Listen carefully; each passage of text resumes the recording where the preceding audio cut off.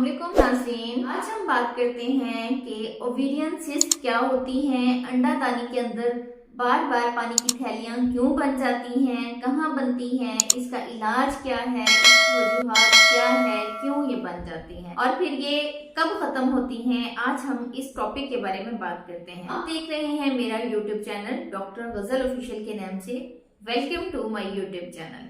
इस चैनल का मकसद आपके लिए छोटी छोटी वीडियोस रिकॉर्ड करना है ताकि छोटे छोटे मसाइल जो हामला खवातीन घर में बैठी हुई हैं कि छोटे प्रॉब्लम की वजह से वो डॉक्टर्स के पास या किसी हॉस्पिटल में जाना मुनासिब नहीं समझती, तो ये उन लोगों के लिए फायदा है कि उनको सेहत के मुतालिक आगाही मिल सके। आज हम बात करते हैं कि ओवेरियन सिस्ट क्या होती हैं और इसकी वजूहात क्या हैं। बाज़ औक़ात हमारे पास पेशेंट किसी और कंप्लेन के साथ आता है कि कभी उनको पीरियड्स का इशू होता है, कभी उनको इर्रेगुलर पीरियड्स आ रहे होते हैं या उनको एक महीने के अंदर 2 दफा माहवारी आ जाती है। बहुत सारी ऐसी फीमेल खवातीन जिनको पीवी स्पॉटिंग होती रहती है और माहवारी के दौरान बहुत ज्यादा दर्द हो सकता है। बाज़ औक़ात हमारे पास फीमेल्स इस मसले के साथ आती हैं कि उनको भांजपन का मसला होता है, उनकी यहाँ प्रेगनेंसी नहीं हो रही होती, तो वो हमारे पास आते हैं, या उनको पीसीओएस का मसला हो सकता है। जब वो हमारे पास आते हैं हम उनके वाइटल्स करते हैं, उनकी कंप्लेन सुनते हैं, उनकी हिस्ट्री लेते हैं, तो हिस्ट्री लेने के बाद अल्ट्रासाउंड करने के ऊपर पेशेंट को ये बताते हैं कि जी आपको अंडादानी के अंदर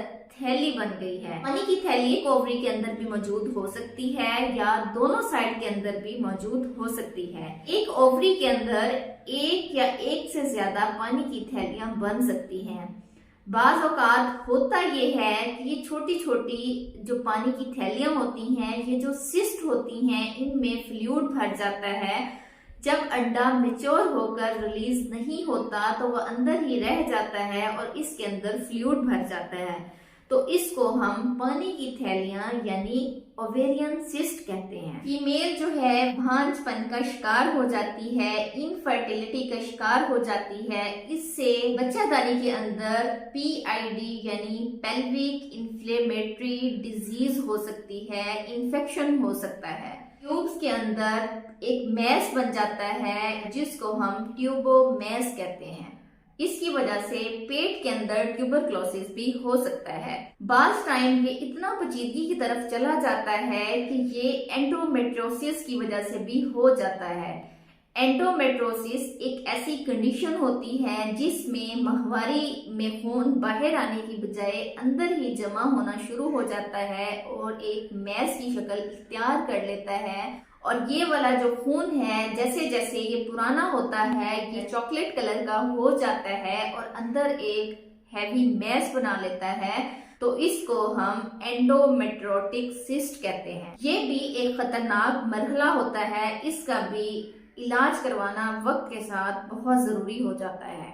अब हम इसके टेस्ट के बारे में बात करते हैं कि हमें कैसे पता लगेगा कि हम जो है ओवेरियन सिस्ट का शिकार हैं।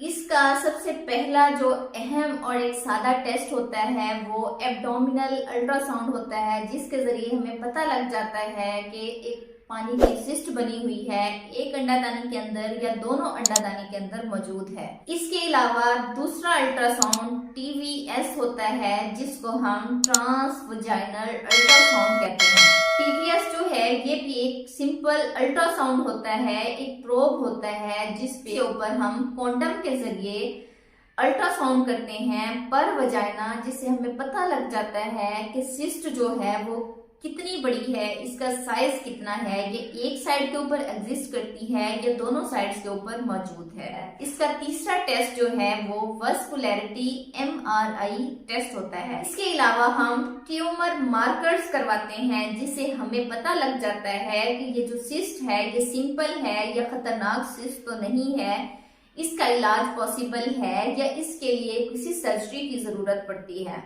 ये चंद एक कॉमन ऐसे टेस्ट हैं जिससे हमें ओवेरियन सिस्ट का पता लग जाता है कि ओवेरियन सिस्ट किस साइज की है, कहाँ पे पाई जाती है, कौन सी साइड पे ज्यादा है, कौन सी साइड पे कम है। तो ये बाज़ औक़ात इसके इलाज में ये आता है कि अगर कोई छोटी सिंपल सिस्ट होती है, सिंपल जो पानी की थैलियां बन जाती हैं, उसके लिए आपको परेशान होने की ज़रूरत नहीं है। वो वक्त के साथ साथ खुद ब खुद बनती रहती हैं और ख़त्म होती रहती हैं। इसमें आपको किसी मेडिसिन की ज़रूरत नहीं होती। अगर आप मेडिसिन लेना भी चाहते हैं तो आपकी डॉक्टर जो है आपको कंडीशन के मुताबिक कोई भी आपको हार्मोन्स की टैबलेट दे देती हैं, जिससे आपकी जो सिस्ट होती है वो श्रिंक कर जाती है, सिकुड़ जाती है और महीना 2 महीने या 3 महीने के ट्रीटमेंट से आपकी जो सिस्ट होती है वो बिल्कुल खत्म हो जाती है, रिजॉल्व हो जाती है।